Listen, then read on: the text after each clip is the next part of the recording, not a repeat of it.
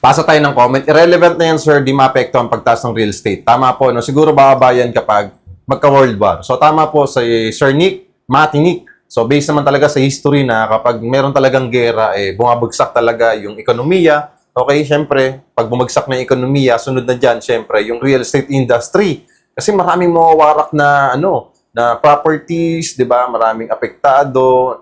Kumbaga, collapse talaga yung ekonomiya ng bansa, di ba? Paano ka nga naman makakapagbenta at bibili ng property kung may gera na, di ba? So, tama si Sir Nick. So, nag-comment kasi siya doon sa isang commenter natin, sa isang video natin regarding doon sa pagbaba ng real estate industry sa Pilipinas. So, naniniwala si Sir Nick na talagang babagsak lang ang real estate industry kapag meron talagang pagbagsak ng ekonomiya. So, tulad ng pandemic, di ba? So, meron tayong na-purchase before na property, land, okay, lot only, okay? So, from 7,500 per square meter, nabili natin siya ng 5,000 something per square meter. So, medyo bumaba lang siya ng konti, no? Pero pagbagsak pa rin yun. Pero yun nga, kung gusto mo talagang gusto mo talagang bumili ng property, di ba? So, mas maganda right now na.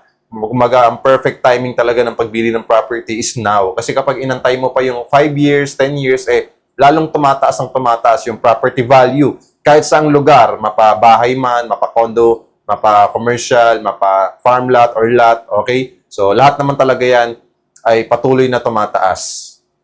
Patuloy na tumataas dito yan sa Pilipinas, yung real estate industry, kasi nga mataas yung demand, mababa yung supply. That's why marami nagtatayuan ng condominium sa iba't ibang lugar, okay? So, katulad sa amin na pinopromote ko is condominium for only 10,000 to 25,000 cash out only, pwede ka na magkaroon ng 2-bedroom property na lifetime ownership, no hidden charges, and no spot down payment pa. So, that's why meron na talagang mga vertical and horizontal properties na pwede mo pagpilian, pag-investan, kasi nga, mababa yung supply, mataas yung demand. Actually, paano natin mapapatunayan na mataas yung demand ng property kahit nga ikaw mismo na nanonood ng video na to, gusto magkaroon ng property someday at matupad yung property. At yung iba namang nating clients dyan na meron ng existing property, gusto pang madagdagan yung existing property na meron sila. So, follow me and message me kung gusto mo ng mga ganitong content at paki-heart na rin tong video na to.